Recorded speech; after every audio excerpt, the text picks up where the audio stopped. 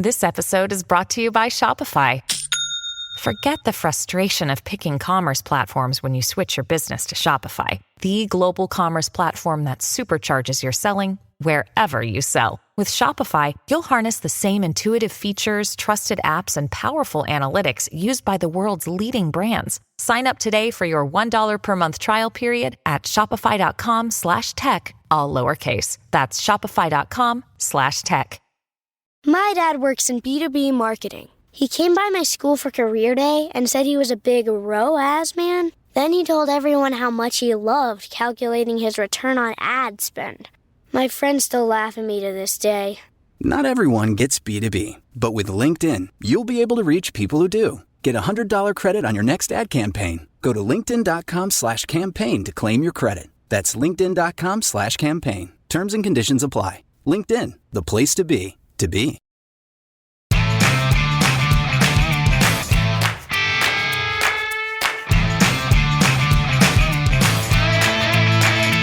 Brand Stoker, con Rubén Galgo.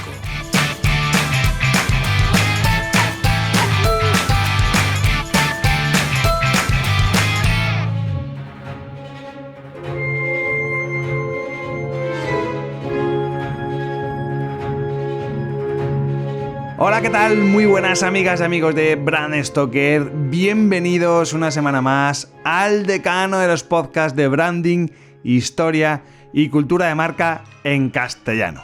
Bueno, la verdad es que estoy emocionado porque el programa de hoy es muy especial para mí porque viene un invitado al que admiro desde hace tiempo, al que escucho desde hace muchos años. Él no lo sabe, pero me ha estado acompañando durante muchísimas horas de trabajo durante toda mi vida. Y además es la máxima autoridad en castellano sobre la marca de la que hoy vamos a hablar.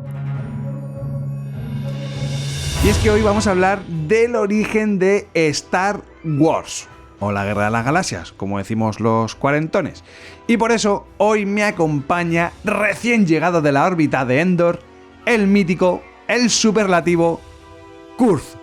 ¿Qué tal, Kurz? Bienvenido a Brand Stoker. Muchas gracias, Rubén. Como decían en cierta película, palabras sin duda inmerecidas, pero gratamente recibidas. Bueno, los que seáis muy cafeteros de Star Wars o de LODE, la órbita de Endor, habréis escuchado a Kurz infinidad de ocasiones analizando el universo Lucas, e incluso hace tiempo era habitual leerle y verle al volante en el principal canal de Star Wars en castellano, que era SithNet. Kurz, ¿cuánto tiempo estuviste con SithNet? Muchísimo. De hecho, la página se terminó muriendo hace prácticamente 4 años o así, porque ya solo quedábamos 2 con tiempo y con muy poco tiempo. Al final estamos hablando de gente que ya tiene muchas obligaciones familiares y personales y, como te he dicho, gente muy brillante. O sea, eso sería un día para contar y para hacer un libro. Desde gente que ha terminado siendo presidente de una empresa de telecomunicaciones a gente que ha diseñado simuladores para el ejército del aire español. Sí, gente muy brillante.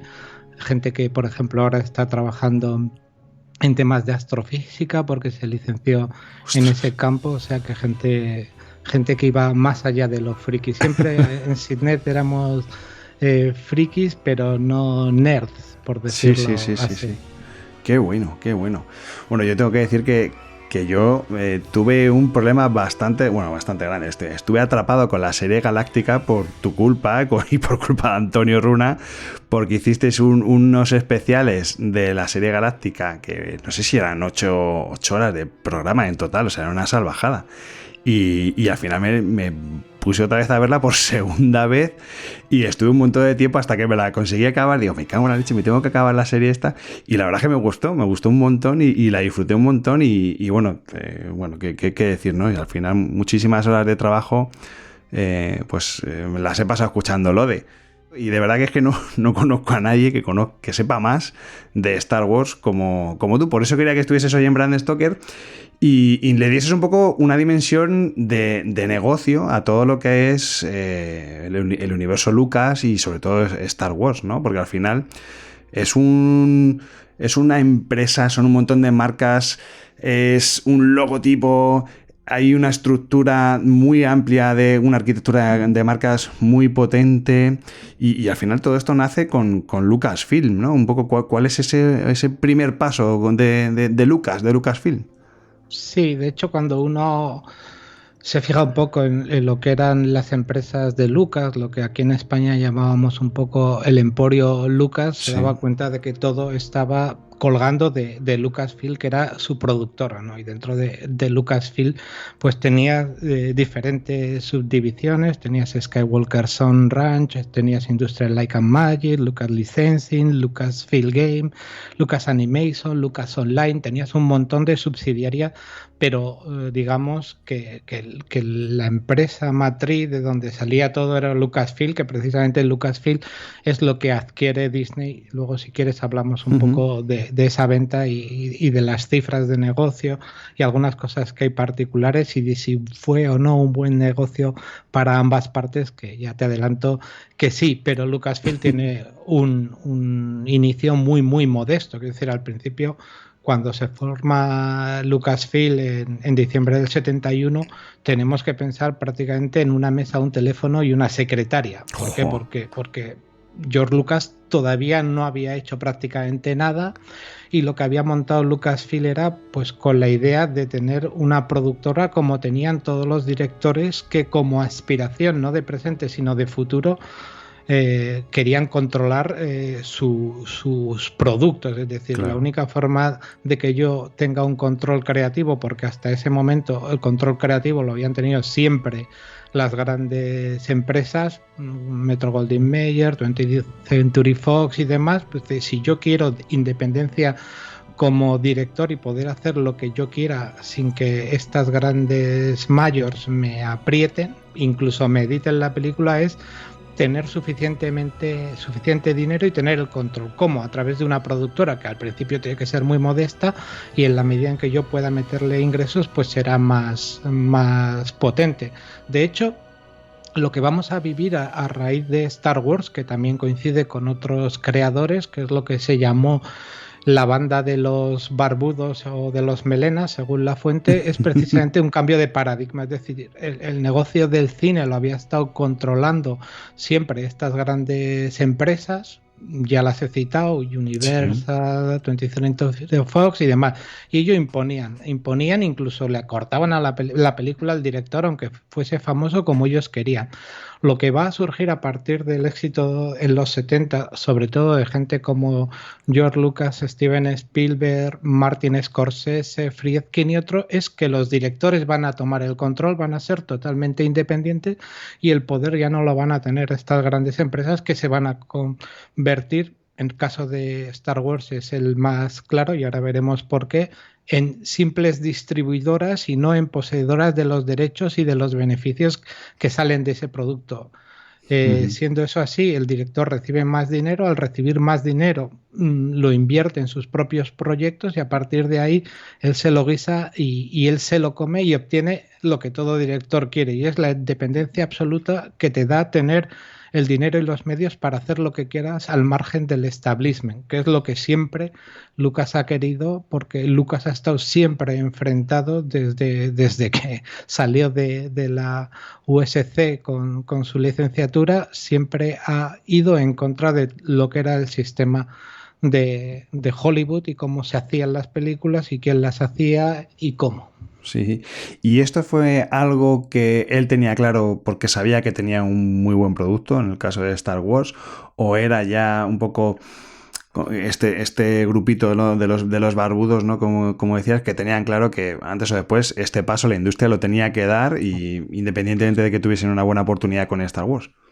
No lo tenían nada, claro.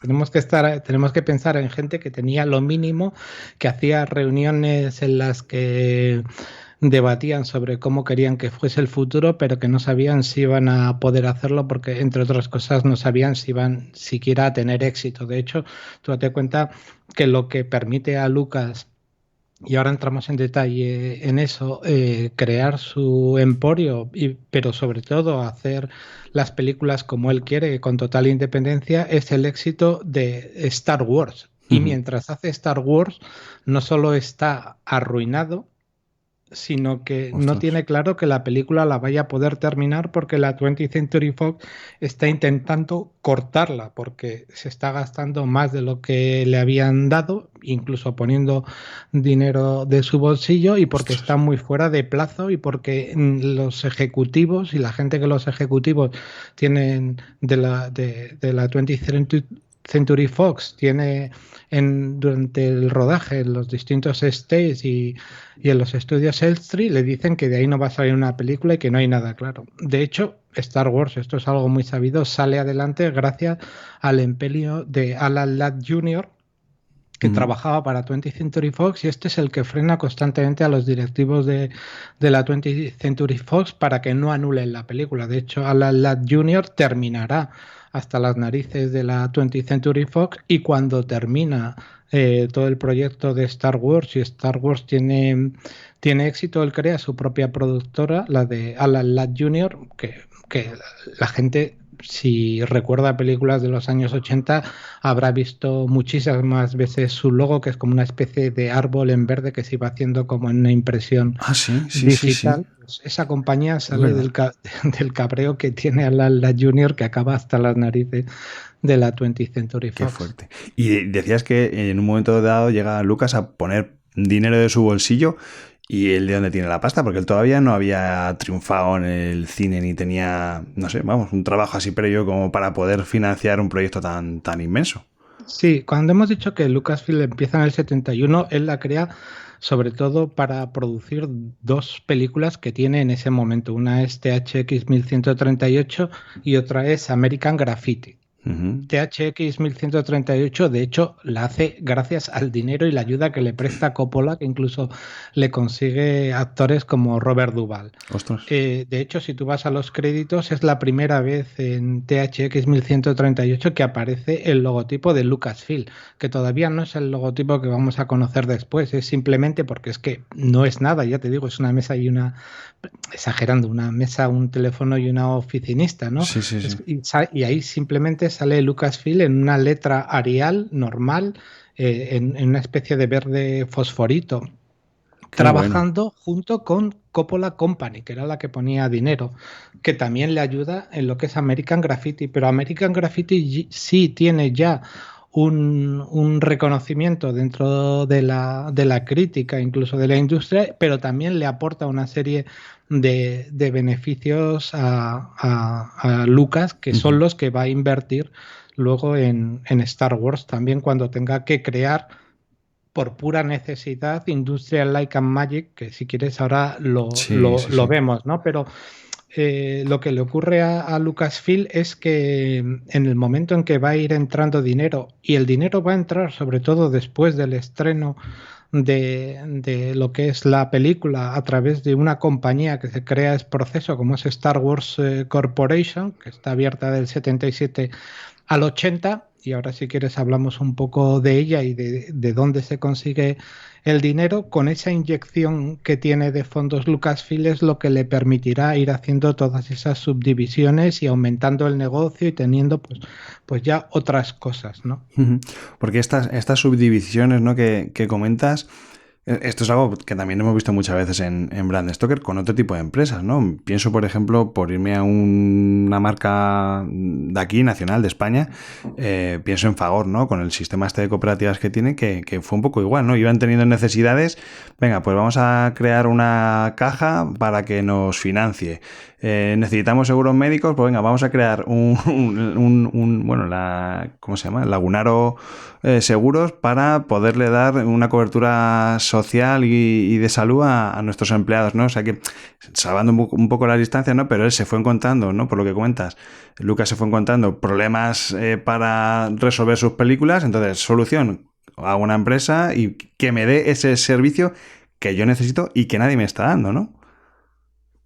Sí, de hecho eso se ve claro en el nacimiento de lo que es ILM, que es un nacimiento pues que nadie esperaba, que ni siquiera estaba en la cabeza del propio George Lucas, ¿no? Lo que se da muy pronto George Lucas cuenta cuando está empezando el proyecto de Star Wars es que no hay en el mercado nadie, ni ninguna empresa, ni incluso técnicos que le puedan hacer lo que él necesita, porque entre otras cosas necesita algo que todavía no se ha creado. Fíjate si es una necesidad importante. Es decir, yo quiero hacer este efecto especial, este efecto visual, y no se ha hecho nunca antes.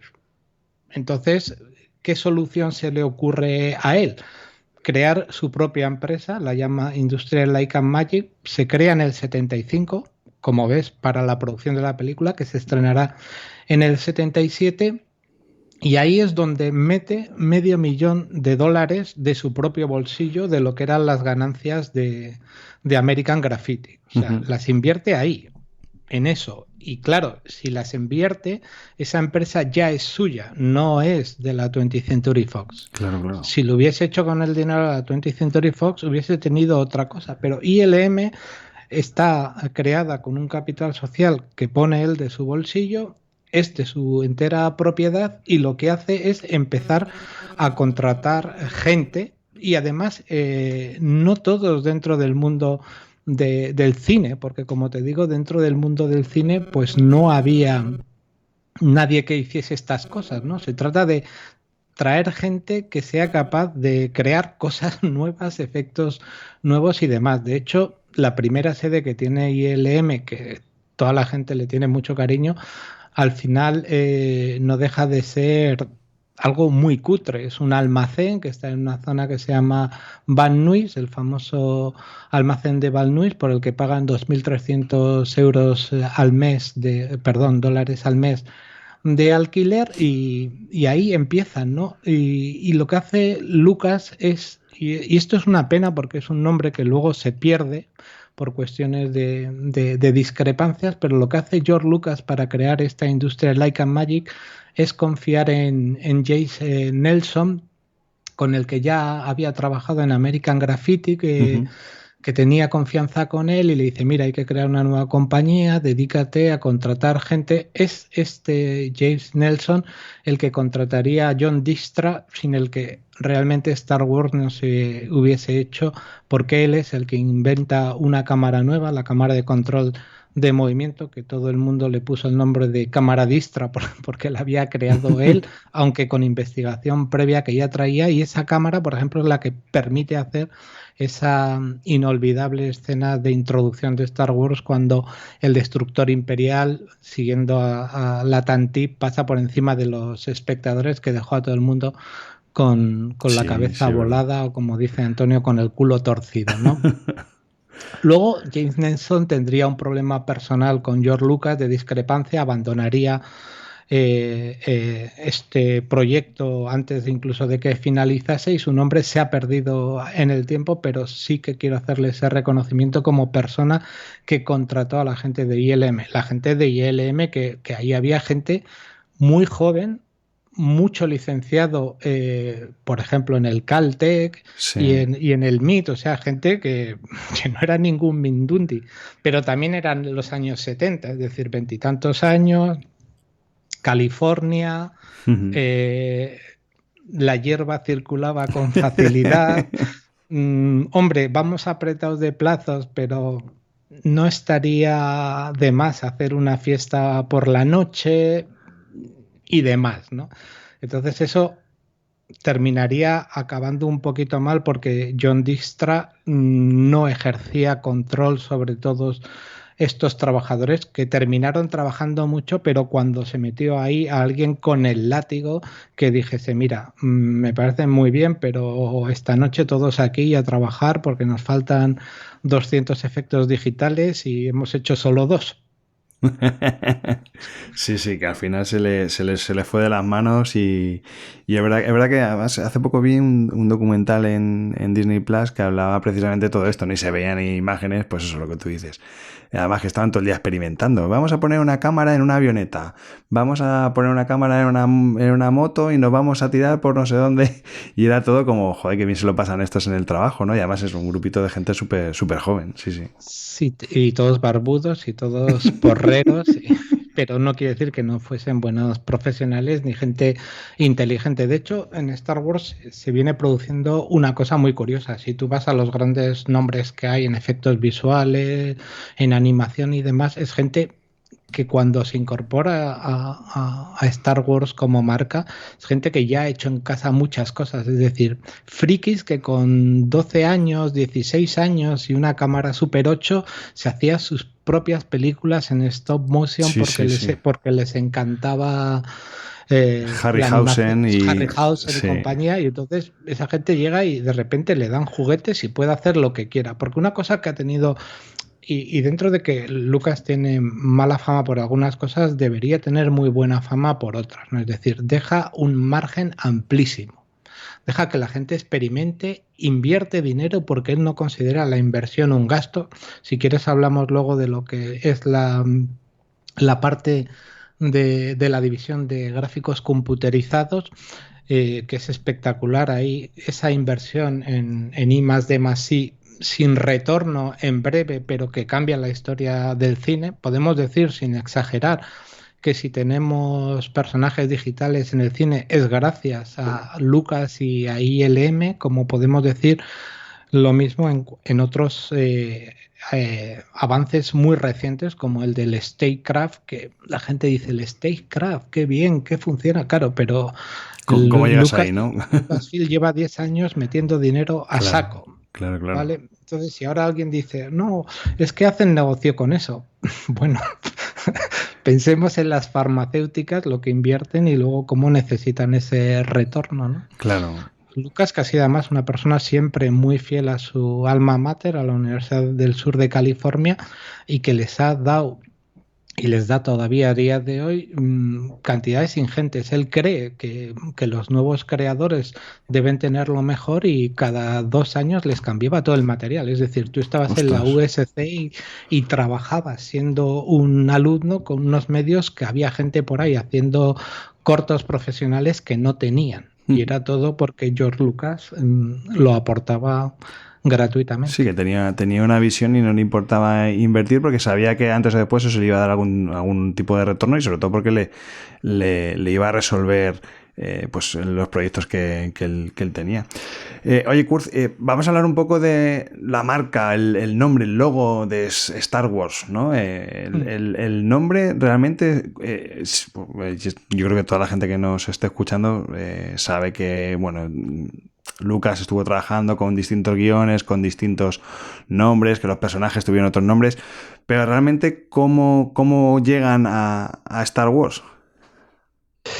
Mira, te cuento una cosa antes porque es importante para entenderlo, ¿no? Uh-huh. Y es cómo convierte su producto en negocio George Lucas. Y empieza por una negociación que hace con 20th Century Fox, que ahora nos puede parecer que es el ABC, pero que en su momento no era así, ¿no? Él cuando está negociando con la 20th Century Fox y con todos los problemas que ha tenido con ellos y que va a tener en el futuro, él llega a un acuerdo. Dice, a mí no me importa reducir mi porcentaje en lo que son los ingresos directos de taquilla y comercialización de la película, si tú me permites que me quede con la propiedad de la marca, con la propiedad de Star Wars, y que con ello me permitas comercializar yo todo lo que esté vinculado con esa marca y con todos los personajes,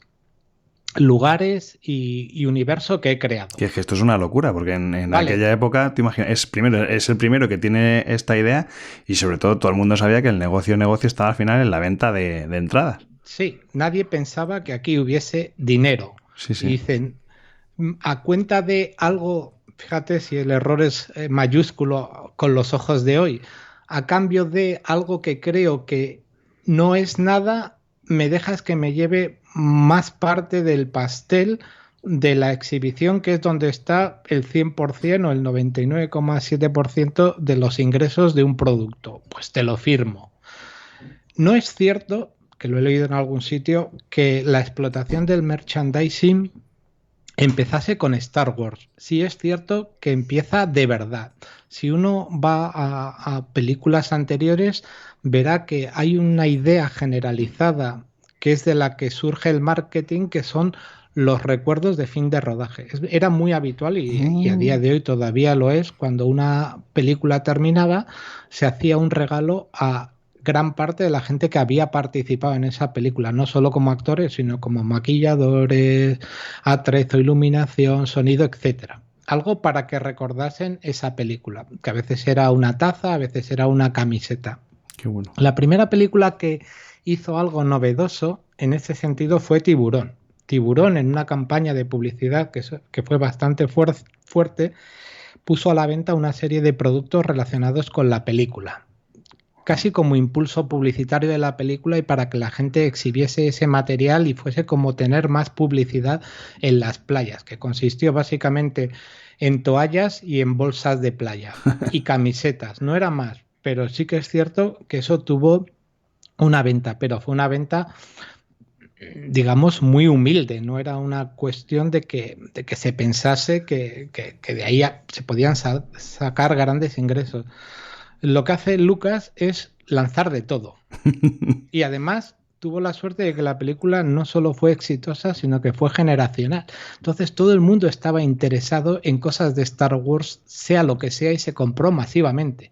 Porque estamos hablando no solo de figuras de acción, de colchas, de tarteras, de camisetas, de chándal, de juegos de cama, de tenedores, cualquier cosa, flotadores, por supuesto maquetas, bueno, un aluvión de productos que además se vendieron masivamente. Para el control de todo este dinero se creó lo que se llamó Star Wars Corporation Incorporated, que estuvo activa solo del 77 al 80, como ves, cogiendo todo ese dinero de la primera película. Sí. Luego ya desapareció porque sus funciones las volvió a coger Lucasfilm. Y todo ese dinero fue a parar a Lucasfilm y desde Lucasfilm pues a ILM para su potenciación como empresa fuerte y para la creación de nuevas empresas y nuevas instalaciones, y el dinero fue realmente ingente. Y además, bueno, en el éxito de la película tenemos que pensar que se hizo también algo que fue novedoso, que ahora nos parece incluso lo más normal del mundo, pero que en su momento fue algo realmente peculiar, y además viene de la desconfianza que tiene Lucas de quien tiene que vender la película, porque en ese momento las películas lo que se hacía es, tú tenías la película cuasi terminada, todavía no se había estrenado, entonces era la productora la que reunía a lo que se llaman exhibidores, a la gente que tiene en propiedad salas de cine, algunos, estamos hablando de grandes cadenas, un propietario que tiene 32 salas, otro que tiene 25 salas, el otro, entonces los reúnes a todos, les intentas vender la película para que te la compren, digas, sí, yo te voy a reservar X días de proyección en mi sala. Bueno, 20th Century Fox vende tan mal la película, de hecho ni siquiera está interesada, que parece raro, es decir, bueno, si he gastado más dinero del que esperaba, claro, si creo que puede ser esto una bancarrota, debería hacer un esfuerzo extra, por lo que hacen es esfuerzos casi nulos. Entonces, en el momento en el que Lucas se da cuenta de que de todos los exhibidores que han llamado, solo un 15% acude a las proyecciones de prueba, dice, la película va a ser una ruina porque la gente no está interesada. Tenemos que hacer que los dueños de salas de cine reclamen la película. ¿Y cómo la pueden reclamar? La pueden reclamar si ven que hay un movimiento de gente que pide esa película. Es entonces cuando contrata a Charles Lippincott, que va a ser el gran vendedor. Esto a nivel de marca y de estrategias de venta es interesante. Qué bueno. Que había sido compañero suyo en la USC y era supervisor de publicidad en ese momento para Lucasfilm. Y este dice, bueno, esta película, ¿a quién va dirigida? Pues va dirigida a un público joven, a un público que además está interesado en la fantasía, en la ciencia ficción, y dice, vale, ¿y esta gente dónde está? Esta gente está en las convenciones, en convenciones importantes en las que los medios de comunicación no le dan mucho pábulo, pero esta gente está en la Comic Con de San Diego, está en la WorldCon de Kansas, está en la World Science Fiction Convention de Miami, está en la WesternCon, y entonces acuden a todas esas convenciones y además acuden de forma masiva, es decir, llevamos a los actores, llevamos el traje de Darth Vader, llevamos a los androides, llevamos todas las ilustraciones que tenemos de Ralph McQuarrie, llenamos eso de naves, de cosas fantásticas y empezamos a acuñar digamos, eslóganes para que la gente todavía se pique más. Y empezamos a decir cosas como esta es una película del bien contra el mal, en una película de ciencia ficción que va mucho más allá de lo que se ha creado antes. Da igual la imaginación que tengan, nosotros hemos ido un paso por delante. Bueno, entonces todo eso con filmaciones, con diapositivas y demás. Entonces, la respuesta del público es masiva, o sea, había un verdadero, ahora diríamos hype, antes diríamos expectativa de la gente para ver esa película. En el momento en el que los exhibidores detectan eso, contratan la exhibición de la película. Lo que nadie tampoco podía esperar es que la exhibición de la película fuese tan prolongada e ingresase tanto dinero. Hay gente que vio la película. Ahora es diferente porque tiene un recorrido corto. Antes tenían un recorrido largo, pero era habitual que una persona normalmente viese la película una sola vez. Si le gustaba mucho, que la viese 2 veces. Que si le gustaba mucho, la viese 3 veces. Y de repente se encontraron que había gente que había visto en un mes 10 veces ¡ostras! La película. Entonces, que era algo que no se había producido nada. Entonces, empezó a entrar mucho dinero. De ese dinero que entraba por la película, Lucas se llevaba una parte importante, pero mucho menor de la que se podría haber llevado, pero le daba igual, porque empezaría a generar a través de todo lo que son estas ventas de merchandising un montón de dinero. De hecho, es en las convenciones donde Lippincott empieza a cerrar los acuerdos con los licenciatarios de Star Wars, gente a la que se le ofreció ser un franquiciado para, en su campo, sacar productos de Star Wars. A Marvel se le ofrecieron los cómics, a Kenner las figuras de acción, a AMT-RTL se le ofreció la estampación de maquetas de naves y de la película. Ahí empieza, por supuesto, a Valentín Bush y luego a Del Rey se les propone la publicación de libros que van desde novelizaciones de la película a posteriormente guías de naves, vehículos, también creación de novelas que expandiesen el universo muchos años después, y esa trama de franquiciados le dará a Lucasfilm muchísimos ingresos. De hecho, Star Wars como marca siempre ha sido muy fiel a sus licenciatarios y se han roto pocos acuerdos. De hecho, cuando se han roto acuerdos ha sido cuando ha venido Disney. Es decir, en tema de animación, Lucas tenía un acuerdo cerrado con Cartoon Network. Pero en el momento que, y es lógico, en el momento en que Lucasfilm lo compra Disney tiene su propio canal.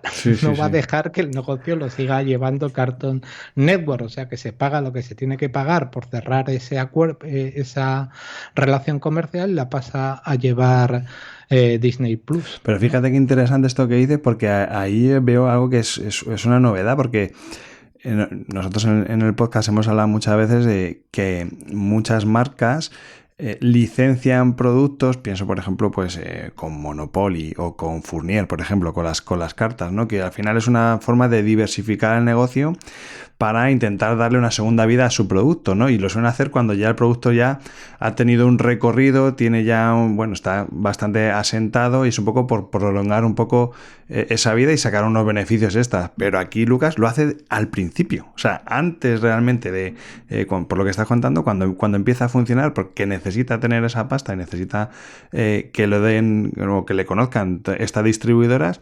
Al final, él hace una apuesta muy heavy al principio y le sale súper bien. Pero fíjate qué curioso que lo hace justo al revés de lo que hacen normalmente las empresas, ¿no? Que lo empieza a hacer desde el principio.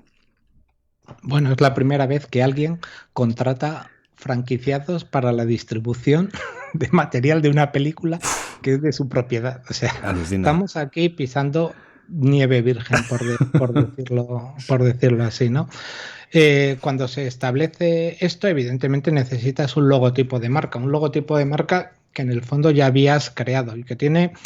y además, si alguien nos está escuchando, puede hacer el esfuerzo de buscarlo, ¿no? El primer logotipo, por así decirlo, que tiene Star Wars lo hace Dan Perry, que lo hace un poco en colaboración con Ralph McQuarrie, que es el gran ilustrador y diseñador artístico de Star Wars, y que se hace para los pósters, ¿no? Entonces se decide poner Star arriba, Wars abajo, hacer unas letras de molde muy gruesas que estuviesen un poco fugadas al estilo del crawl text que se llama ese inicio de la película, ese texto que se va hacia el fondo, por lo tanto está un poco como fugado y además se le pone ahí como una especie de azul oscuro con puntos blancos como si fuese el espacio. Eso si alguien busca los primeros póster lo ve. De todas formas eso a Lucas no le termina de convencer como logotipo para poner en la pantalla, porque en la pantalla sí que el espectador va a ver el logotipo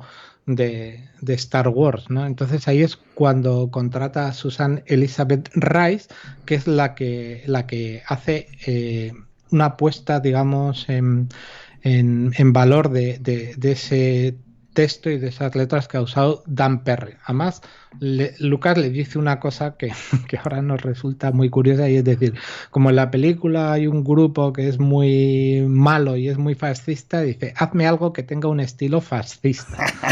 que en tipografía pues no sé exactamente cómo se puede definir el fascismo en tipografía. Esta lo que hace es y aquí está ya realmente el logos. Sí. Es decir, voy a conservar Star arriba, voy a conservar Wars abajo, ya no las voy a fijar, el rabo de la R lo voy a alargar para que coincida con el de la S, bueno, la estructura más o menos que conocemos. Sí. Y lo hace partiendo, si alguien tiene curiosidad, de la Helvetica Black, ¿no? Si alguien conoce tipografía, yo que la suelo usar, pues tú coges la Helvetica Black y a partir de esa, pues evidentemente vectorizando, diríamos ahora, hace una nueva letra. Pero si tú la ves, se parece mucho la forma de la A, la forma de la S, de la R, son muy parecidas. Qué bueno. ¿no?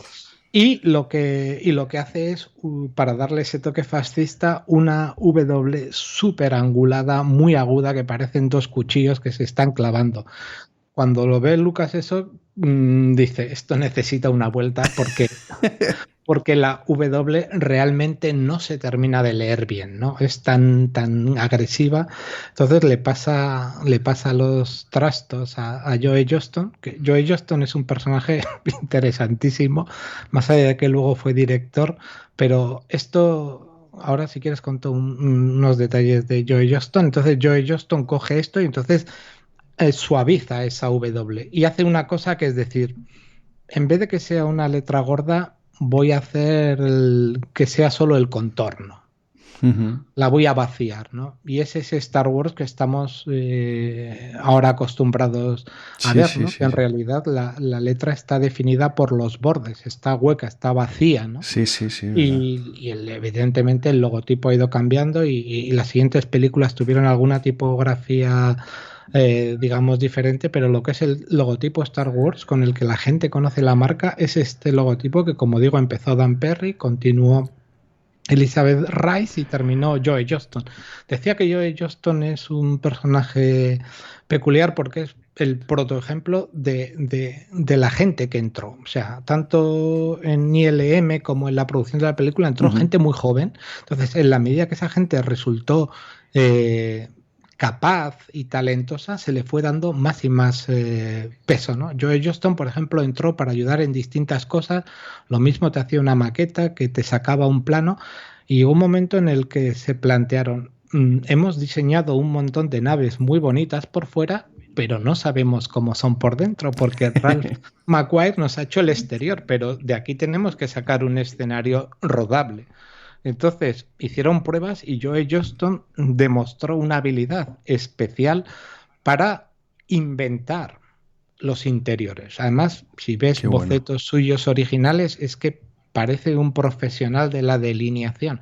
Hace unos bocetos a mano alzada que son una auténtica maravilla, ¿no? Prácticamente de dibujo técnico. Y bueno, a partir de ahí, pues ese logotipo evidentemente aparece en todas las cajas, aparece en todos los sitios.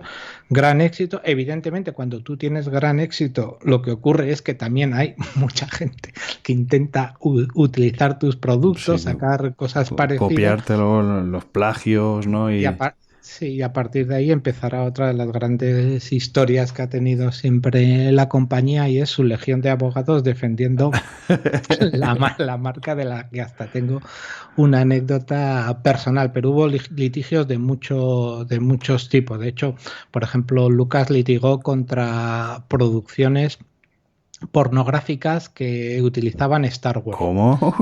Eso cuéntamelo. Bueno, pues hubo alguna productora que decidió hacer porno pues con trajes cutres de C3PO y cosas así. Entonces Lucas los demandó. Por cierto, perdió el juicio. Perdió el juicio porque su señoría, con muy buen criterio, dijo que sí, que podía estar inspirado, pero que las alegaciones que había hecho el equipo de Lucas en el sentido de que podía llevar a confusión entre los aficionados, dijo que no, que eran unas producciones tan cutres que nadie podía ver ese metraje y pensar que formaban parte de Star Wars oficial. Sería la guarra de las galaxias, ¿no? Y pelis así de este palo. Qué fuerte. Qué bueno. Hubo también otro tipo de litigios, ¿no? Había gente, por ejemplo, que había trabajado en la producción, pensando, por ejemplo, en el caso de alguien que había estado haciendo los cascos de Stormtrooper y que se había quedado en los moldes y luego empezó a hacer copias y a venderlas en su tienda. Pues todo ese tipo de litigios. Por ejemplo, Lucasfilm a través de sus abogados le terminaría incluso escribiendo al famoso grupo Queen, porque Freddie Mercury había un momento en sus espectáculos en que salía a hombros de Darth Vader. Entonces le dijeron, mira, súbete a hombros de quien quieras, pero no de Darth Vader, que tiene propiedad de marca. Entonces, y además tenía una canción, ¿no?, que hablaban también de Star Wars. En Bicycle Race dice literalmente, y fíjate que Queen es mi grupo de cabecera y le dediqué 8 horas de programa y los adoro y tengo todos sus discos, pero nunca he podido cuando llegaba y canta Freddie Mercury, I don't like Star Wars. Pero bueno. Ahí apagas, ahí le das al... Cualquier escribano echa un borro.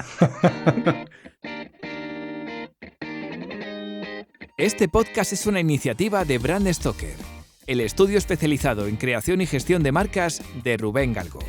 Si lideras una empresa o eres la persona responsable de crear o rediseñar la marca de tu compañía, no dudes en ponerte en contacto con nosotros. Búscanos en nuestra web, brandstoker.com.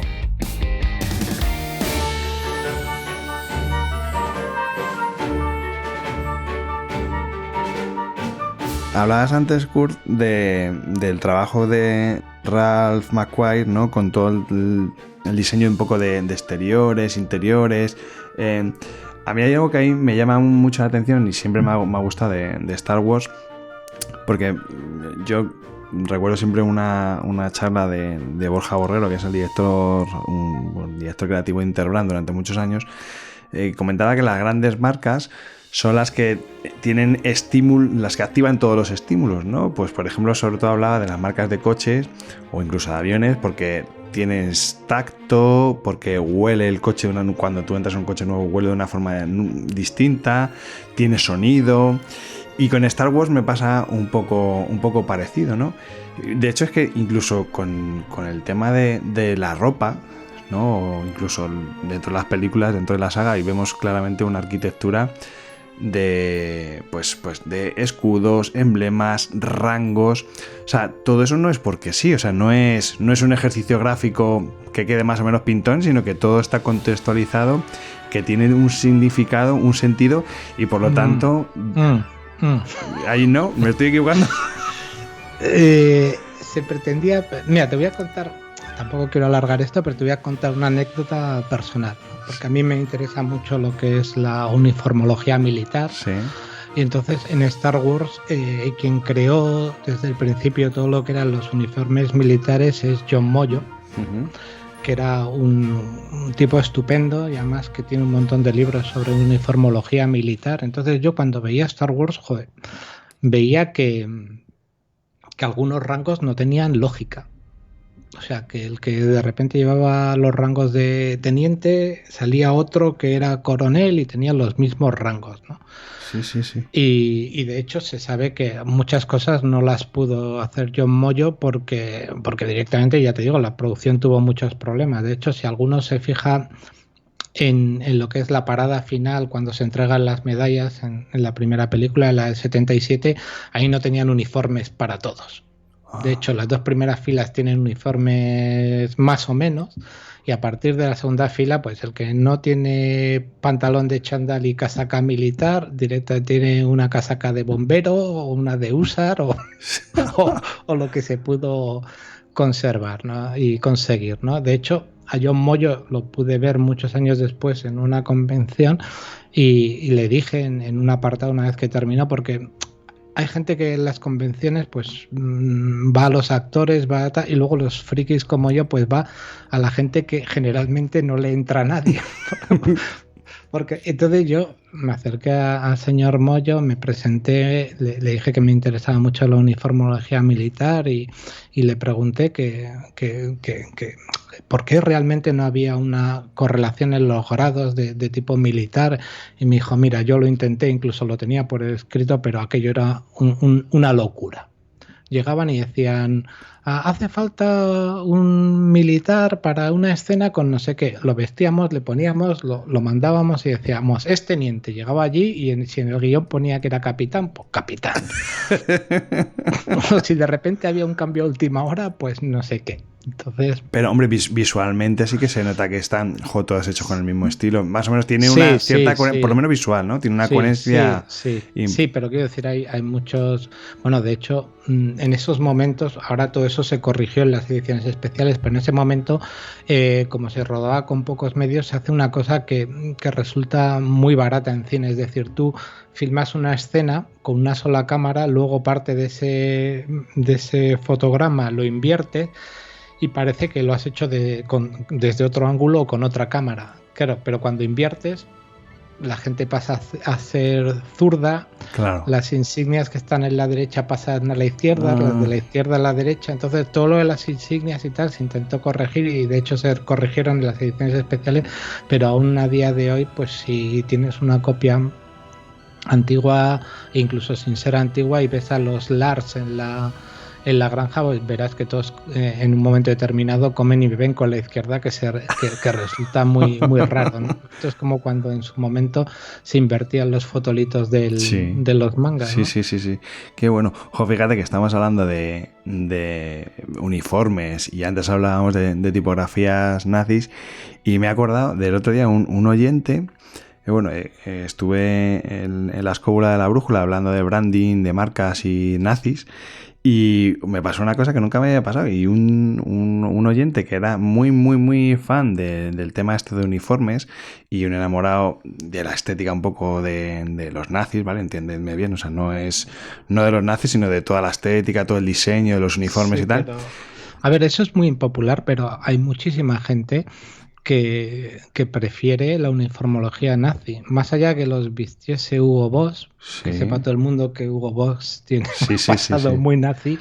Es que, de hecho, fíjate, se produce una cosa muy curiosa. En los grupos de recreación militar, ahora esto está cambiando, pero durante muchísimo tiempo en los grupos de recreación militar, cuando se hacen batallas, siempre se tenía problemas porque no había soldados de infantería de la Wehrmacht ni nada, ni mucho nazi. Lo que había era mucho oficial alemán de origen prusiano de la Wehrmacht, porque la gente quiere esos uniformes bonitos, con esa cruz de hierro, con esas pitilleras de plata, con los guantes blancos. Mientras que en la parte de los que recrean Estados Unidos era como, a mí no me importa ser soldado, estar con la Tommy Gun, ir con el uniforme sucio, ir en mi jeep y demás. O sea que sí que hay cierto atractivo en el sentido de que visualmente visualmente, pero porque forma parte de la concepción cuasi operística que tenían los alemanes de su régimen, Sí, ¿no? sí, Todo, sí. todo muy ampuloso, todo muy grandioso, inspiraciones wagnerianas, somos superiores y como somos superiores vamos mejor vestidos y todos los oficiales, como más vienen del ejército prusiano y tienen mucho dinero, pues tienen su sastre, es decir, no a todo el mundo le queda el traje así de bien porque sí, sino porque un sastre se lo ha hecho a medida. Sí, sí, totalmente, totalmente. Pues de hecho este oyente, Manuel Fernández creo que se llamaba, me llegó a enviar por LinkedIn, me mandó fotos que había conseguido un manual de identidad corporativa nazi y se veían fotografías de cómo dónde se tenían que poner los escudos, cómo tenían que ubicarse los escudos, los colores, los tamaños, o sea, era una auténtica pasada, ¿no? Y ahora que lo estabas comentando me estaba recordando a este hombre, sí, sí, sí. Es mentalidad muy alemana, es decir, quiero decir, tenían un montón de... Yo que, por ejemplo, también he sido maquetista y he hecho maquetas, o cuando he analizado películas para Lode, tú puedes llevar todas las medallas o en vez de las medallas puedes llevar unos cuadritos de tela en el pecho, chiquitines. Cuando la gente ve colorines en el pecho, Sí. son como rectangulitos, eso en realidad tiene el mismo color que la medalla. Pero no es... Para no llevar claro. toda la medalla, lleva solo el cuadradito. Por eso un experto en uniformología militar tiene que conocer cómo son esos colores y decir, mira, ese es en el caso, por ejemplo, de los norteamericanos, este es un corazón púrpura, ha sido herido en combate y como tiene un 3 dentro, es que tiene 3 corazones púrpura. Bueno, eso son cosas que los alemanes llevan al paroxismo porque los alemanes es así. Sí. Tenemos protocolos, subrutinas. Oye, y quería también preguntarte una cosa que también he visto en redes y no sé hasta qué punto es leyenda urbana. Bueno, todo el que... La mayoría de la gente que escucha este podcast son gente que trabaja en marketing, en comunicación y muchísimo diseñador, ¿no? Y los diseñadores, pues al final, el paquete Adobe, ¿no? Yo creo que es el más utilizado y la mayoría pues utilizamos Photoshop. Desde hace muchísimos años, cuando tú abres Photoshop, sale la típica ilustración animada del programa con el logo y debajo un chorro de nombres, ¿no? Y el primer nombre es Thomas, si no, creo que es Thomas Knoll. Voy a abrir el Photoshop para verlo. Y hay una leyenda como que este hombre trabajó en ILM y de repente fue el que luego terminó desarrollando el Photoshop. ¿Esto es cierto o se queda en el ámbito de la leyenda urbana? No, es parcialmente cierto. A ver, Thomas Knoll tiene un hermano que se llama John Knoll. John Knoll trabajaba en Star Wars. De hecho, era uno de los, potentes dentro de lo que era el apartado de diseño visual y el apartado gráfico.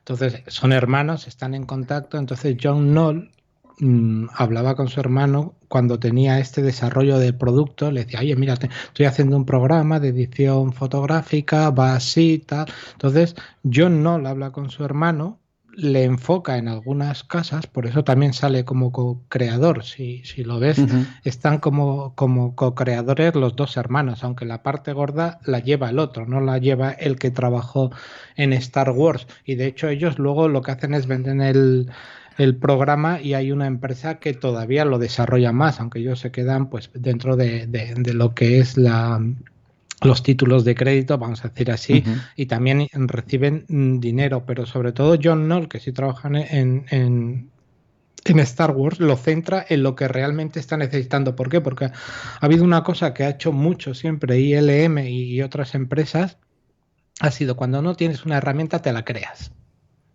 Claro. Entonces, Sí. John Knoll, por ejemplo, estaba muy acostumbrado trabajando para la franquicia Star Wars en decir, tengo que hacer esto, esto no me gusta, pues voy a hacerme una herramienta que me permita limpiar los fotogramas de tal forma, pues ¿qué necesito? Un pincel, un bote de pintura que arrastre, que tal, no sé qué. Entonces, como es gente que es muy lista y está muy formada, pues me lo programo. Que no todo el mundo que hace diseño es capaz de programarse sus propias herramientas. Hay gente que sí, pero hay gente que simplemente utiliza un software que tiene. Este no solo utilizaba un software, sino que mejoraba y se creaba su propio software para lo que él necesitaba. Qué fuerte.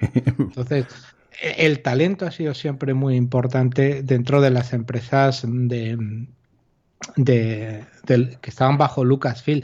De hecho, si quieres, si hablamos un poquito de eso, digamos, donde más se nota es en lo que era la división de gráficos computerizados, ¿no? Llega un momento en el que George Lucas ve que hay una herramienta que está absolutamente en alfileres, que acaba de comenzar, que es la generación de gráficos por computadora, que si tú ves esos primeros gráficos, dices, esto no va a llegar a nada. O sea, quiero decir, esto son cuatro rayas, un polígono mal hecho, pero Lucas, que siempre ha sido una persona que ha mirado mucho al futuro, dice, esto va a haber un momento en el que esto va a cambiarlo todo. Ostras.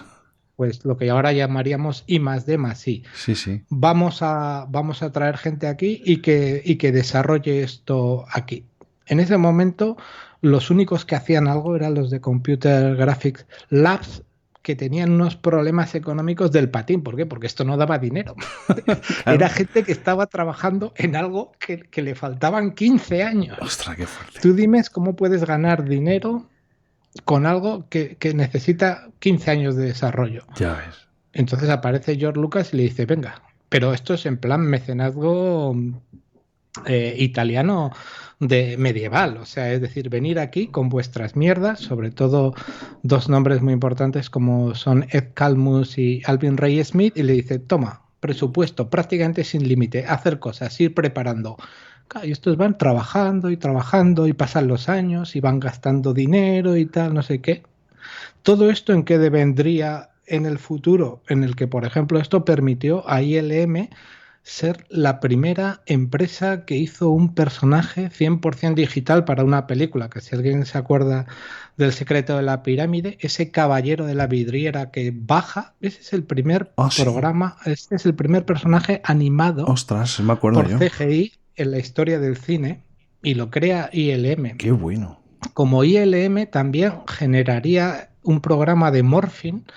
La gente que haga diseño sabe perfectamente que es un programa de morphing que te permite ir desde una imagen a otra totalmente distinto, haciéndote de forma automática y computerizada la transición, que se usó por primera vez en cine en Willow y que 2 años después aproximadamente de Willow se popularizó, digamos, para el público porque lo utilizó Michael Jackson en el videoclip Black or White, que es del 91. Fíjate, estamos hablando de un montón de años. Sí, ¿no? Pero entonces dices, ILM, a base de traer a esta gente y ponerlos a trabajar en una tecnología que cualquiera que la ve no parece que no va a ningún sitio, consigue ser luego el líder. Durante mucho tiempo ILM ha sido el líder en esto, y dices, ¿por qué? Porque aquí se ha metido un montón de dinero en I+D+I que la gente no ha visto, y porque ha habido un señor que ha puesto la confianza en unos señores que hacían un trabajo que él realmente,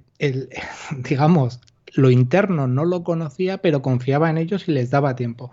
De hecho, Lucas fue tremendamente generoso con gente como John Lasseter, ¿no? Porque John Lasseter trabajaba dentro de ILM y hacía una serie de cosas, y de hecho estos en base a que tenían, y volvemos a eso de tenemos una necesidad y hacemos un logro tecnológico, bien sea de software o de hardware, para cubrirlo, estos llegaron a crear lo que se llamaba el Pixar Image Computer, que era un nuevo dispositivo que era capaz de ofrecer una computación mucho mayor que la que se tenía, y eso permitía renderizar y mover objetos. Ostras, claro. Hubo un momento en el que George Lucas se dio cuenta de que la gente que estaba en el grupo de Lasseter realmente no estaban trabajando en lo que a él le iba a ser útil, sino en lo que a ellos les gustaba. Porque lo que quería Lucas era aplicar todo esto al cine. O sea, necesito imagen real. De ahí el morphing, de ahí digitalizar un personaje. No quiero copas de vino, no quiero ositos, no quiero perritos saltando, porque no voy a hacer eso. Juguetes. Pero esta gente quería hacer eso. Y hay un momento en que les dice Lucas, no os preocupéis, os podéis escindir de aquí, podéis salir. Es más, os dejo vuestro invento, el Pixar Image Computer, para vosotros, para que tengáis ingresos, lo podéis conservar como marca, podéis hacer lo que queráis, pero por favor, iros, no por mí, sino iros por vosotros. Aquí estáis trabajando casi a hurtadillas en algo. ¿Os gusta la animación? Haced animación. Bueno, a partir de ahí la historia de Pixar, Ostras, qué con fuerte. sus idas y venidas, que también... Sí. O sea que todo ese conocimiento, ese know-how que fue la base, la esencia de Pixar, era de ILM, de Industrial Light and Magic. No tenía ni idea de esta historia, macho. Qué fuerte. Qué fuerte. O sea, al final Lucas ha estado metido en todo. O sea, ha parido más marcas y productos que... qué fuerte. Tú date cuenta, hay un momento en que lo digital a él le encanta. Claro. Y llega un momento que cuando salen las precuelas, él decide, el futuro del cine es filmar digitalmente. Nadie filmaba digitalmente. Pero no solo es filmar digitalmente, sino que hay que proyectar digitalmente. Ahora tú hablas de la proyección digital y te parece lo más normal del mundo. Bueno, pues si hay proyección digital es porque Lucas se empeña y dice, no voy a estrenar mi película en cines que no estén preparados para hacer una proyección digital. Ostras. Entonces, automáticamente los exhibidores tienen que hacer inversiones, como pasó con el estándar THX en sonido. Es decir, yo quiero un sonido envolvente en sala y la gente lo tiene que poner, y si no lo pones y si no va un técnico mío y lo certifica, no te llevo mi película. Ese es un poder muy fuerte que tiene Lucas, que está amparado en su posición en la industria, pero que para nosotros que somos consumidores nos deviene en un beneficio. Claro. Es decir, si no hubiese iniciado ese camino en los años 2000, ahora no veríamos el cine en digital, ni lo escucharíamos en digital, o nos habría costado, o todavía no estaríamos en ese punto, y esa digitalización al final llega a todos los sitios. Evidentemente, claro, George Lucas no es el único que está en el mundo digital, pero es uno de los grandes impulsores, y eso también habría que reconocerse. Hombre, es que además son imposiciones que no son para su lucro. O sea, al final de todo esto, por supuesto, bien llega un lucro, pero lo que hace es,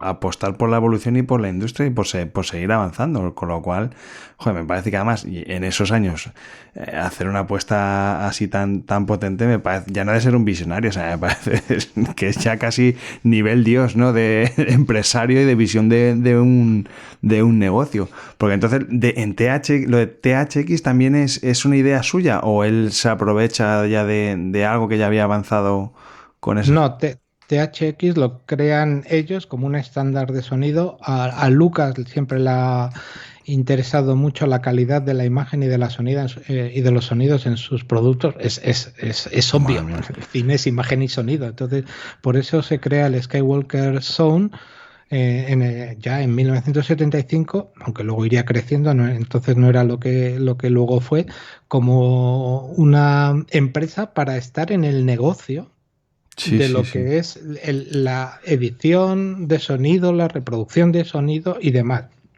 Y THX, que toma el nombre de su película THX 1138, es un estándar de sonido. Hay distintos estándares, pero es uno de los primeros que se implementó en cine, porque se implementó y la gente que en su momento vio las precuelas en cine, pues se acordará, si lo ha visto, ese espectacular inicio de THX que venía, que llovía, que las letras se deshacían, que era espectacular, y eso, claro, lo hace George Lucas, que siempre ha tenido mucho cuidado con sus empleados. Él tiene la idea, y además esto ahora sería casi revolucionario por cómo están las cosas, de que un empleado que no tiene las condiciones ideales de trabajo, sobre todo si está en una labor creativa, no puede crear nada que realmente merezca la pena.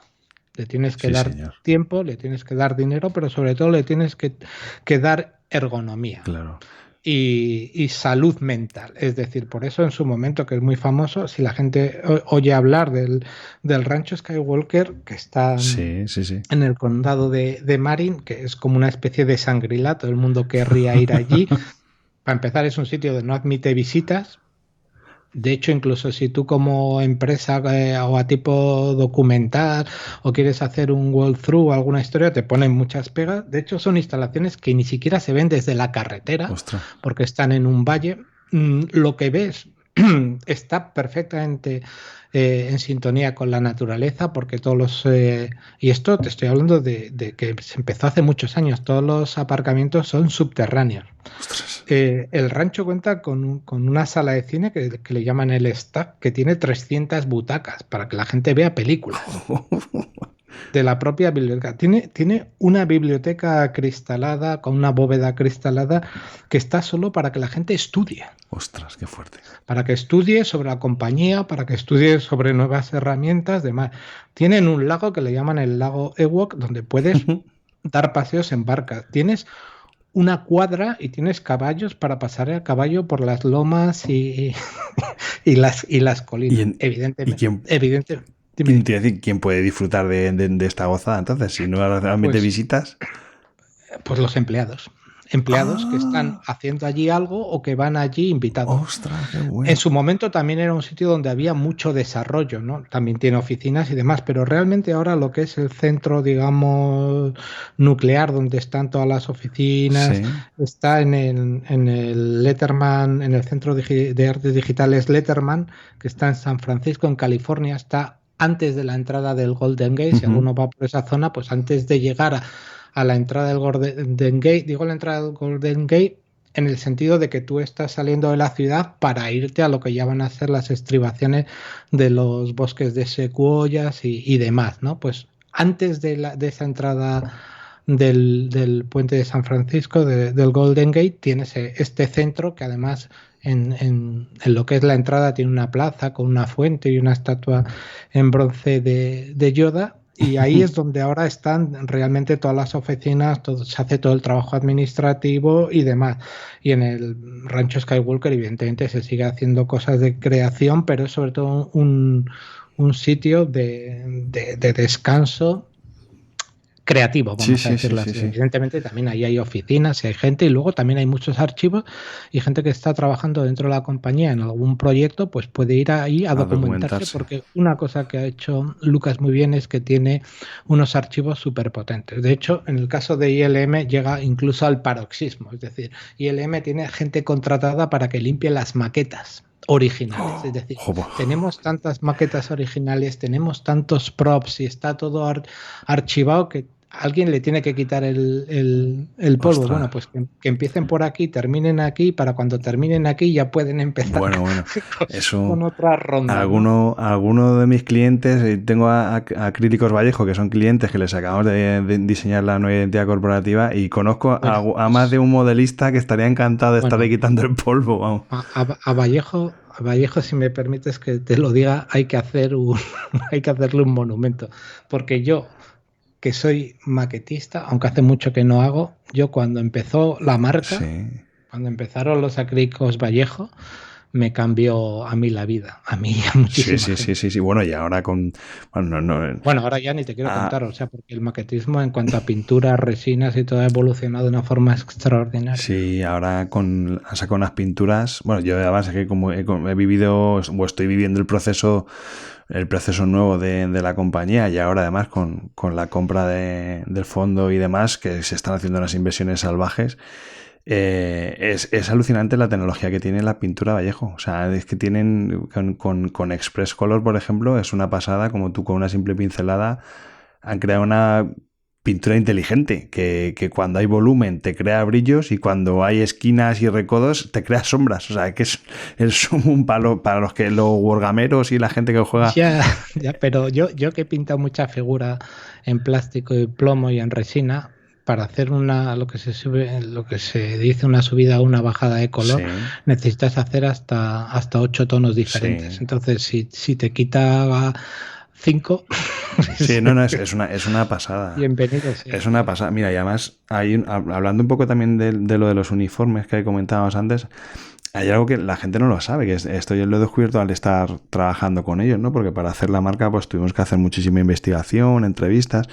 Resulta que Vallejo tiene un acuerdo con historiadores de museos de un montón de países que te certifican los colores. Quiere decir, si Vallejo tiene un azul napoleónico o un azul Napoleón, está certificado por un historiador y por un comité de... O sea, hay una especie de asociación de historiadores que determinan cuáles son los colores y te dan certificaciones. Y esos Vallejo son los únicos que hacen las pinturas. Primero son de los pocos que son fabricantes, pero además es que, aparte de ser de los pocos que son fabricantes, son de los pocos que, o los únicos que tienen ese nivel de perfección de decir, venga, pues voy a contratar a este historiador y que me certifique, que vaya al museo de no sé dónde de París y que vea que la chaqueta que llevaba Napoleón era este azul.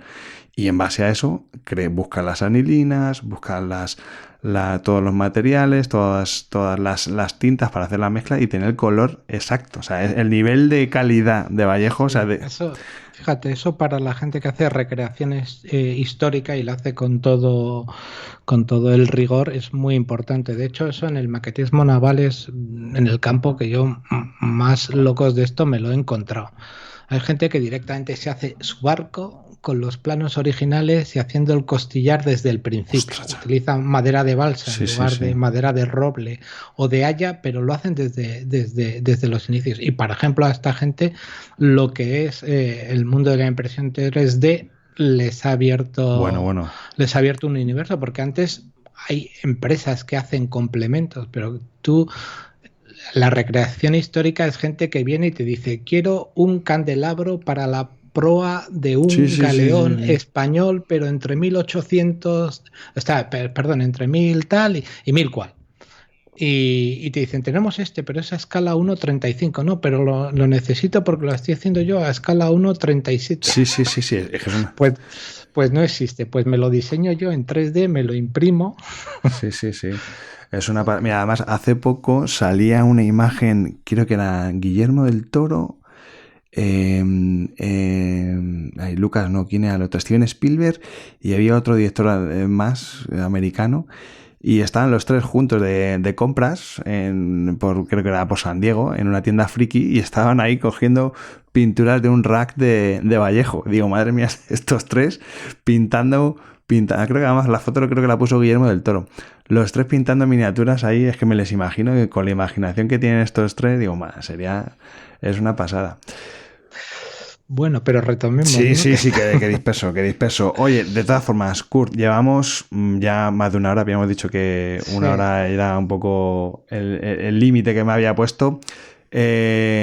No me gustaría acabar este capítulo de Bram Stoker, este episodio, sin hablar de lo que fue la venta famosa de ILM. Además, tengo un amiguete que trabaja en Pixar y me dice, bueno, es que tú no sabes la verdad de todo lo que ha pasado aquí, es que tú no te imaginas, no te puedo decir nada porque he firmado un contrato de confidencialidad, no sé qué, pero...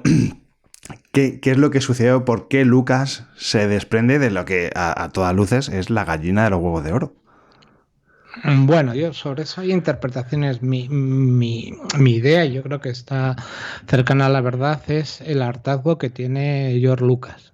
George Lucas llega un momento, por estas fechas, él ya ha tenido un recorrido vital y quiere hacer cosas fuera de Star Wars y de hecho se monta a hacer un proyecto muy personal que lleva muchos años intentando hacer, como es Reptiles, para contar un poco la historia de ese escuadrón de afroamericanos que pilotaron aviones estadounidenses durante la Segunda Guerra Mundial, los problemas que tuvieron. Ahí mete todo el empeño que puede y se encuentra con que, pese a su posición y su historia, pues prácticamente nadie le ayuda con la película ni con la distribución y él acaba bastante cansado, ¿no? De hecho, de ahí pasa unas declaraciones en el sentido de que se quiere alejar de todo, de que quiere hacer cine experimental del tipo del que no se puede estrenar y que acaba dentro de un estuche en tu librería porque ni siquiera lo compartes. Luego, aparte de eso, decidió ser padre, pues tenía una nueva pareja.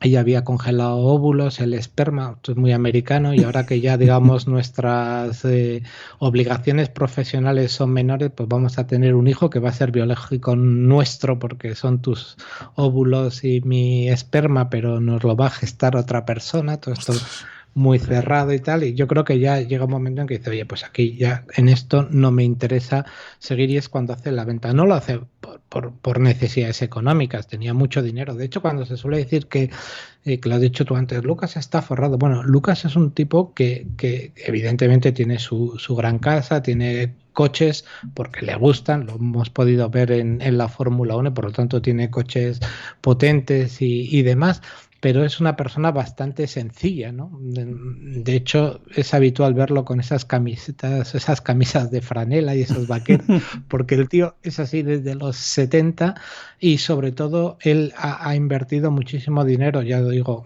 en nuevos creadores, no ya en sus empresas, sino en su antigua universidad, proyectos caritativos. De hecho, se sumó al proyecto que se lanzó en su momento para que la gente con capitales importantes donase en vida la mitad de se comprometiese a donar en vida la mitad de su patrimonio, algo que Lucas ya lo ha hecho en vida, en vida, que eso es importante y es muy generoso, lo ha hecho gente como Lucas y otra gente, y lo hizo además después de la venta de Disney. Entonces llega un momento en que se pone en contacto con Disney o Disney se pone en contacto con él, según veas, y acuerdan la venta, ¿vale? A posteriori, esto es lo que quizás más nos importaría, lo que ha dicho Disney, sobre todo por boca o por la bocaza, diría yo, de Bob Iger, su CEO, que no hay persona en el mundo que me caiga peor que este CEO exitoso, entre comillas, que de las 3 grandes ventas que había vivido la compañía, como eran o adquisiciones, mejor dicho, que había sido la adquisición de Pixar, la de Marvel y la de Star Wars. La de Star Wars, en realidad Lucasfilm, y al adquirir Lucasfilm todos los derechos que tiene Lucasfilm, por lo tanto todas sus empresas, todas sus divisiones y todos los derechos comerciales sobre todas las franquicias y películas que ha hecho y proyectos que tenía. Sí. Jolín. Bob Iger dice que es la mejor de las 3, ¿no? Él habla de que los 7.400 millones, se dice pronto, que se pagó por Pixar no se debieron pagar, que se pagó en el momento en el que la compañía estaba muy arriba para, digamos, como se hizo aquí, ¿no? La segunda emisora de radio compra de forma chamullera la primera para convertirse en líder. Básicamente eso es lo que hizo Disney en animación. Es decir, me compro Pixar y así ya soy el número 1, ¿vale? No hizo más. Marvel la compró en 2009 por 4.000 millones, como he dicho, Pixar por unos 7.400. Estas son cifras que según donde mires pueden variar. Uh-huh. Y lo que es Lucasfilm la compra en 2012 por 4.050 millones de dólares, ¿no? Ostras. Que eso estamos hablando de 2012. Si lo ajustásemos a la inflación y lo pasásemos a euros, estaríamos hablando de que lo compra por 6.000 millones de euros. Básicamente lo que dice Bob Iger es 6.000 millones de euros no fue nada para lo que hemos ganado con esto. Qué sobrado, pero qué razón tiene, sí, porque desde luego... Eso es lo que dice. Dices, bueno, ¿cómo se puede ver...? Sí, si vas un poquito ahora, por ejemplo, a los datos de lo que puede ser esta semana, cuando estamos grabando me refiero, de la compañía, ves que la compañía, la acción de Disney está en torno a los $90, 90, 92, va variando evidentemente, y el valor de marca, que es lo que se suele estimar, el valor de marca son 49.500 millones aproximadamente, y los ingresos anuales que declaran, especifico lo de que declaran, son, porque he sido contable muchos años, 89.000 millones, ¿no? Madre mía, sí. Para que veamos un poco lo que son los datos de Disney con Star Wars ya incorporado. Y lo que ocurrió, que fue además muy, muy importante y pasó muy poco tiempo después, básicamente, y hay un montón de contratos de confidencialidad y de acuerdos y de flecos que nunca vamos a conocer, pero sí hay 2 cosas que conocemos, ¿no? Una es que George Lucas ya había hecho el relevo dentro de Lucasfilm. Kathleen Kennedy era la presidenta de Lucasfilm y su mano derecha, es la persona que ha estado con él siempre. Yo, cuando hablo de Star Wars y de otras películas, el LODE, me refiero a ellos como la cuchipanda, porque son los ves en los años 80, los ves a todos juntos en distintas producciones. George Lucas, Steven Spielberg, Kathleen Kennedy, Frank Marshall, Lauren Kasdan. Sí, es siempre la gran familia. El mismo feliz. grupito, sí. El mismo grupito. Bueno, pues pidió que se la respetase, de hecho se la ha respetado. Hubo mucha gente como yo, en mi inocencia suprema, pensamos que Kathleen Kennedy mantendría la llama de la esencia de Star Wars dentro de Disney. En cuanto se hicieron las precuelas, Bob Iger la puso en su sitio. Ya, sí. Pero la puso en su sitio radical. Vino Kathleen Kennedy y dijo, no, necesitamos 3 años para hacer la película como la hemos hecho siempre bajo el mandato de Lucas. Tienes 2 años y arréglatela. Pues no lo podemos hacer en 2 años, necesitamos 3 años. ¿Quieres que busque a alguien que la haga en 2 años? No, ya sigo yo en 2 años. Qué pena. JJ Abrams apoyó a Kathleen Kennedy en eso, en que fuesen 3 años de producción y no 2. Por eso JJ Abrams dejó las secuelas y en la segunda película, que numéricamente sería el episodio 8, no estuvo, y tuvieron que recurrir a él en el 9 por una cuestión de que ya se estaba desprestigiando todo y a Rian Johnson le habían dado hasta en el cielo del paladar. Pero bueno, aunque... Y no me quiero ir más allá. Kathleen Kennedy se queda como la gran defensora del fan y Bob Iger le dijo, aquí estoy yo, soy el CEO, estás bajo mi bota y si no quieres estar bajo mi bota cobrando bien, te puedes ir a otro sitio a cobrar peor y respirar más. Sí que es verdad que ella sigue porque de hecho en el Mandalorian yo creo que también está de productora, ¿no? En algunos Sí, la han dejado, pero bueno, ahora ya sabe que por delante hay un perro que ladra más o, como diría un americano, un tiburón que tiene una aleta caudal más grande, ¿no? La otra cosa que se sabe del acuerdo es que prácticamente la mitad del pago se hizo, como suele ser lógico en estos casos, con acciones de Disney. Es decir, Disney no se puede permitir en un momento determinado dar 4.050 millones de dólares en cash. Dice, bueno, pues te doy 2.025 millones en cash y te doy 2.025 millones, son cifras mareantes, y estoy dando ahora los datos sin actualizar, en acciones. Para que alguien se haga una idea, eso equivalía a más de 40 millones de acciones de la compañía. Madre mía. Sí. Más de 40 millones de acciones de la compañía, que estaban todavía en poder de Lucas cuando la revalorización subsiguiente de Disney, pues con todo este crecimiento y otros que hubo, duplicó el valor de las acciones. Por lo tanto, esos 2.025 millones en acciones que tenía Lucas se convirtieron en no mucho tiempo en 4.000 millones de dólares. Sí. Es que es una salvajada. Yo en términos de marca y de intangibles sí que sabía, porque en Interbrand todos los años hace el Best Global Brand, ¿no? Que es una especie de valoración global de todas las marcas, una especie de ranking mundial de cómo están las marcas a nivel de reputación. Y cuando Disney compró todo el universo Lucas, pasó de estar en el puesto 30 a ponerse en el puesto 10 solamente de lo que le dio a nivel de reputación. Y es verdad que luego con el tiempo eso se ha ido perdiendo un poquito, o a día de hoy está en torno al 13 en ese ranking. Pero ya no solamente a nivel de cifras, de números, sino a nivel de reputación. El vincular a Disney la marca Star Wars supuso un chute de credibilidad. Es verdad que luego se han ido ellos un poco cargándoselo con determinadas decisiones, ¿no? Sí. Pero es la fuerza, nunca mejor dicho, de la marca Star Wars. Sin duda, es un garante de éxito.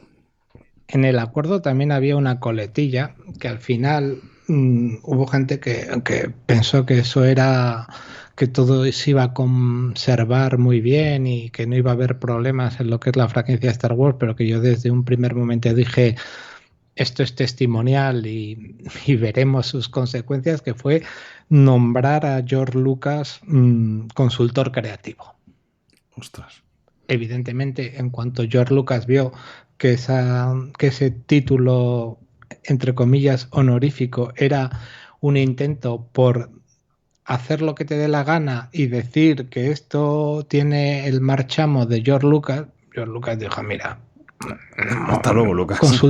Efectivamente, hasta luego, Lucas. Consultor creativo, si por consultor creativo quieres decir que vienes, me dices una locura y te digo, eso no encaja para nada en mi visión de Star Wars, y lo vas a hacer porque el gato es tuyo, el perro es tuyo y lo paseas como quieres, pues no vengas aquí a preguntarme. Claro. Así que públicamente dijo, mira, dejo de ser consultor creativo. Estas cosas se dicen muy bien, se dicen, no quiero entorpecer la labor de los nuevos creadores, Star Wars diplomacia. Ahora ya está en manos de otras personas que tienen todo el derecho a hacer las historias que quieren. Les entre líneas, dice, estos me tienen aquí como el abuelo en el museo y encima quieren usar mi nombre para vender la mierda que están haciendo con lo que he vendido. Bueno, mi responsabilidad acabó cuando la vendí. Claro. Ahora que cada palo aguante su vela. Muy bien, vaya historión, vaya historión. La verdad es que me ha encantado, Kurt, pues toda esta historia, muchísimas cosas que desconocía. Sé que nos hemos dejado un montón de cosas en el tintero, pero es que es un universo tan amplio. Pero yo creo que la esencia un poco del origen de la marca Star Wars nos la has dejado, pero vamos, súper clara. Y nada más, hijo, y agradecerte el que hayas venido a Brand Stoker, agradecerte la generosidad con la que me has atendido desde el primer minuto y jolín, me consta que has estado buscando datos, me lo tengo aquí apuntado, el Dan Perry y Ram McQuire como los que crearon la marca, el logo de Star Wars, ¿no? Con esos retoques logotipográficos de Susan Elizabeth Rice. Nada, macho, gracias. No te puedo decir otra cosa por esta masterclass de Star Wars. No, gracias a ti por invitarme. Yo soy más que un estudioso de Star Wars, un proselitista. A mí me gusta hacer proselitismo de Star Wars, que es mucho más que unas películas, ¿no? Es increíble toda la historia que tiene. Entonces, cuando me dan una oportunidad para exponer cualquier cosa, incluso algo de branding, como dices tú, pues yo me apunto. Espero estar a la altura de tus oyentes que están mucho más formados que yo en estos temas, por supuesto. Nada, sí, es súper interesante y nada más, pues lo dicho, Kurt, muchísimas gracias, que vaya muy bien, que te sigo escuchando en Lode, sigo escuchando a Antonio y nada, pues cuando le veas dale un recuerdo de mi parte, ¿vale? Muchísimas gracias. Nada, a ti. Chao. Venga, hasta luego.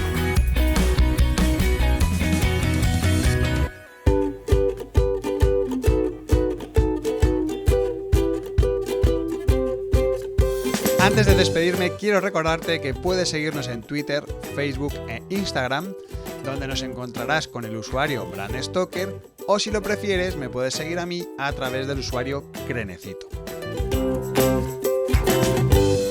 Este podcast es una iniciativa de Brand Stoker, el estudio especializado en creación y gestión de marcas de Rubén Galgo.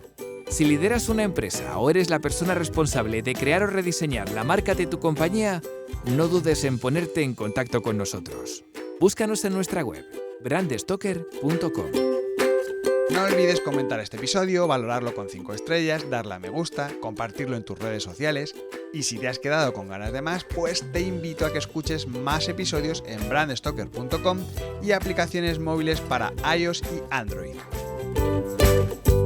Muchas gracias por estar ahí y recuerda, como dijo Paul Rand, el diseño es simple, por eso es tan complicado. Hasta el próximo programa, ¡chao!